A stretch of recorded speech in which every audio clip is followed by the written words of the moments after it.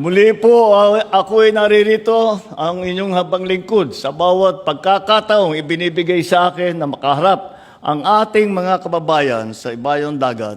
Iisa ang aking nararamdaman.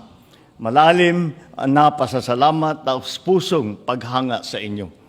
Paghanga hindi lamang dahil sa inyong sipag at tiyaga, kundi dahil sa tahimik na katatagan na inyong ipinapakita sa araw-araw. Sa mga maagang bumabiyahe, sakay ng mga tren upang pumasok sa trabaho, sa pabrika, sa opisina, paaralan, hotel, ospital, restaurant, construction site, at mga ibang lugar pa. Sa mga pamilyang Pilipino at Hapon na araw-araw ay nagsisilbing tulay ng pagkakaibigan ng ating dalawang bansa. Kaya kayo po ang muka ng Pilipinas dito sa Japan. Ang ating pong muling pagpunta rito ay bilang pagtugon sa paanyaya ng pamahalaan ng Japan para sa isang state visit.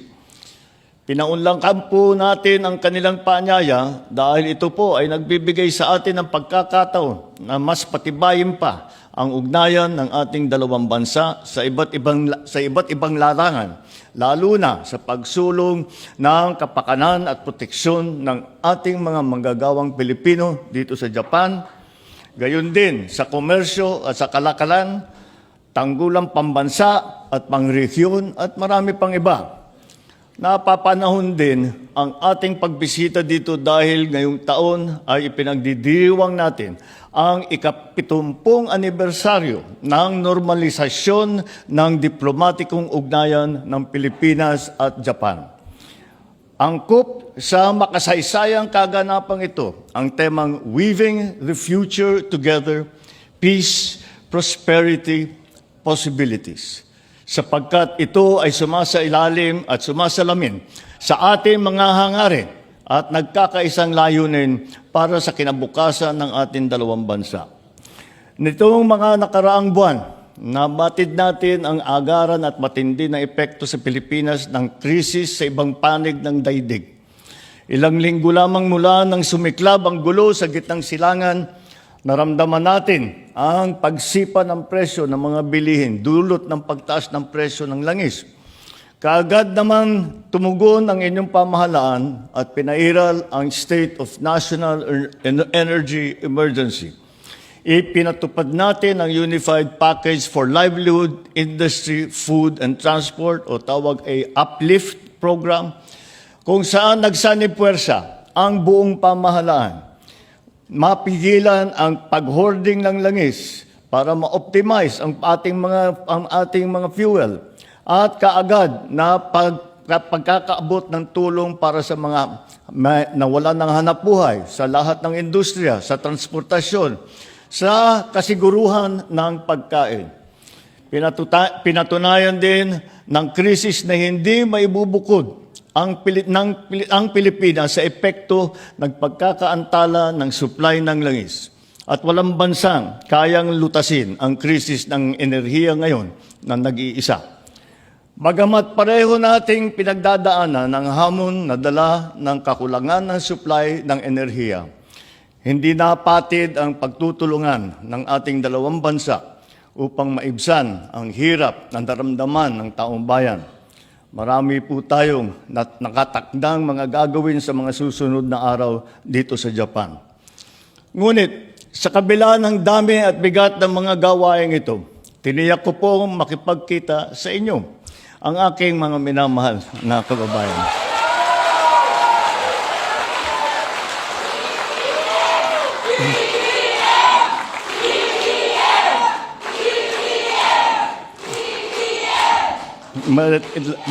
Noong pa, nung nakatira ako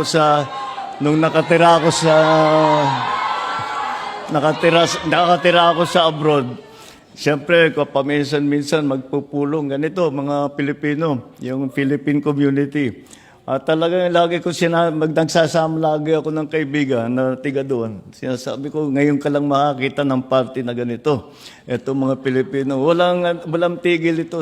Hindi ka makaupo na hindi ka kumakain. Hindi ka pwedeng nakatayo na hindi ka kumakanta o sumasayaw. Kaya naman, nakita naman natin naalala ko ulit yung aming mga meeting at napakasaya ninyo, ang sarap ninyong kasama. So,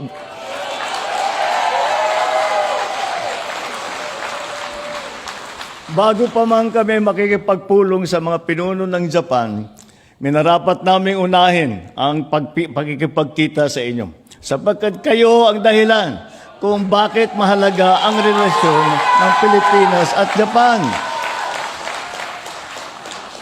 Kayo ang nagbibigay buhay sa ugnayang ito sa gitna nga ng Pilipinas at ng Japan. Napakahalaga para sa amin na ipabatid sa inyo na ang inyong pamahalaan ay walang tigil at walang sawang nagsisikap upang mapangalagaan ang inyong mga karapatan, kapakanan at kaligtasan habang kayo ay naghahanap buhay sa ibayong dagat.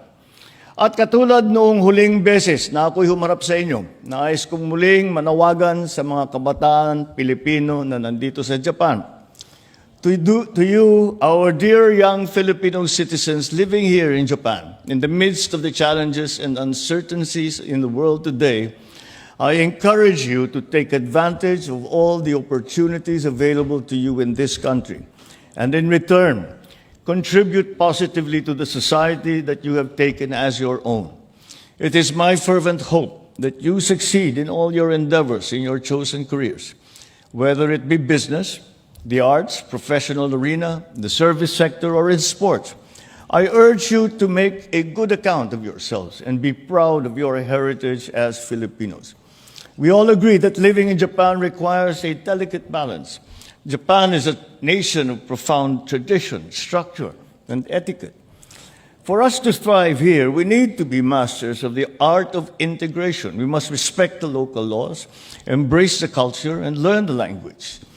However, integration does not mean assimilation. It does not mean forgetting your roots and abandoning who you truly are.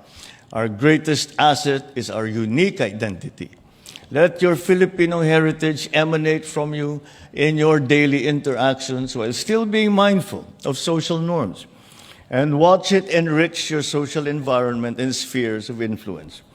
You are the torch bearers of the next 70 years of our relations with Japan. Through you, the legacy of the brotherhood and friendship that we have forged will carry on. It is in you that the dreams and aspirations of the past are realized, and the doors to the future are open. It is in you that the discipline and focus of the Japanese are blended with the creativity, the passion, and resilience of the Filipino. The bridges and connections we have built over the decades of our relationship with Japan remain as strong and as steady as ever.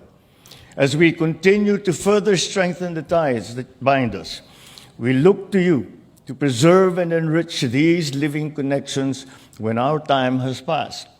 The future is yours. The peace and prosperity it bears is your inheritance. At sa inyo naman, sa mga magulang at mga nakakatanda sa komunidad, walang hanggang pasasalamat at pagpupugay ang inaalay sa inyo ng inyong pamahalaan.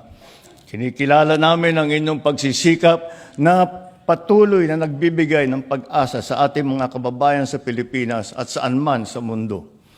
We recognize that it was you who paved the way when Japan was much harder to navigate, for the younger generations now can follow. We are a community of 350,000 Filipinos working and living in Japan, the fourth largest expatriate community in the country. Inaasahan ko na tulad ng mga panahong nagdaan, ang mga Pilipino sa Japan ay mananatiling matagumpay sa kani-kanilang mga napiling larangan. Nagtitiwala ako sa kakayahan ng bawat isa na maging haligi ng inyong mga pamayanan. Inaasahan ko rin na patuloy na magbibigay ng karangalan sa bansa ang ating mga OFW dito sa Japan sa pamamagitan ng pagiging mabuting mamamayan at pagiging masunurin sa mga batas at alituntunin ng bansang ito na itinuturing na ninyong pangalawang tahanan. I am certain that the true value of Filipinos in Japan does not go unnoticed.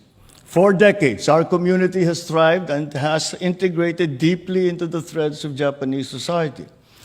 Our character and our culture of caring, pakikipagkapwa-tao, and malasakit are among the hallmarks of what make Filipinos a reassuring and valued presence in communities navigating the challenges of modern life, including isolation and a growing need for human connection. Manatili po tayong tunay na kaibigan ng mga Hapon sa ating mga komunidad at pamayanan nang sa gayon ay maipakita at maipabatid natin sa kanila ang pagiging tunay na Pilipino. Bilang isang bansa at pamayanan, ipaabot at iparamdam natin sa kanila na tayo ay kanilang kabalikat sa pagharap sa mga suliranin at hamon ng ating mga dinadanas. Naniniwala po ako na kung maayos at naaayon sa batas ang ating pamumuhay, patuloy na yayabong at ang pamayanan ng Pilipino dito sa Pilipinas. As our community grows across Japan, from Hokkaido all the way to Okinawa, our strength lies in our firm adherence to our faith and our national identity. Maraming salamat sa inyong lahat. Magandang gabi po sa inyo. Muli, ang Pangulo ng Republika ng Pilipinas, Ferdinand R. Marcos Jr. Manatiling nakatayo at sa